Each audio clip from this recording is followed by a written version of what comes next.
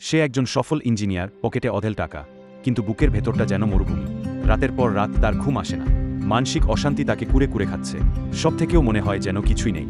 এক বিকেলে সে উদ্দেশ্যহীনভাবে হাঁটতে হাঁটতে একটি পুরনো মসজিদের বারান্দায় গিয়ে বসে। তার চোখে পানি, মনে হাজারো প্রশ্ন। কেন আমি সুখী নই? মসজিদের ভেতর থেকে তখন মাগরিবের পর কেউ একজন কুরআন তিলাওয়াত করছিলেন। আহমেদ আরবি জানে না, কিন্তু সেই সুর তার হৃদয়ে গিয়ে বিঁধল। প্রতিটি শব্দ যেন তার অশান্ত আত্মার ওপর শীতল জলের ঝাপটা দিচ্ছিল।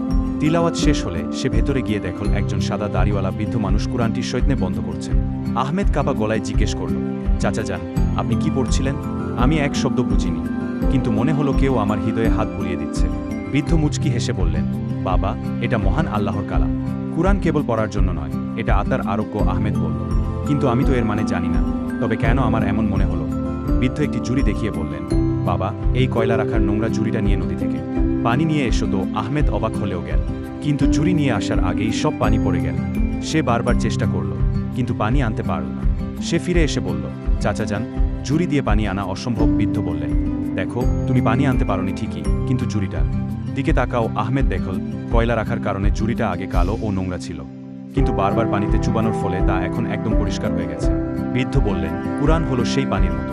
তুমি যদি এর অর্থ নাও বোঝো, তবু এটি যখন তোমার কান দিয়ে হৃদয়ে প্রবেশ করবে, তখন তা তোমার মনের ভেতর জমে থাকা গুনাহ আর দুশ্চিন্তার ময়লা ধুয়ে পরিষ্কার করে দেবে।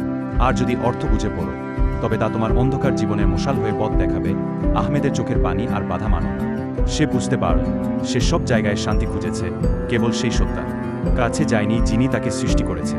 সে সেদিন সিদ্ধান্ত নিল, প্রতিদিন অন্তত এক পাতা করে হলেও সে অর্থসহ কুরআন পড়বে। মাস পর আহমেদকে আর চেনা যায় না। তার মুখে এখন প্রশান্তির হাসি। সে এখন জানে, জীবনের ঝড়ে যখন সব পথ বন্ধ হয়ে যায়, তখন কুরআনের একটি আয়াতই যথেষ্ট।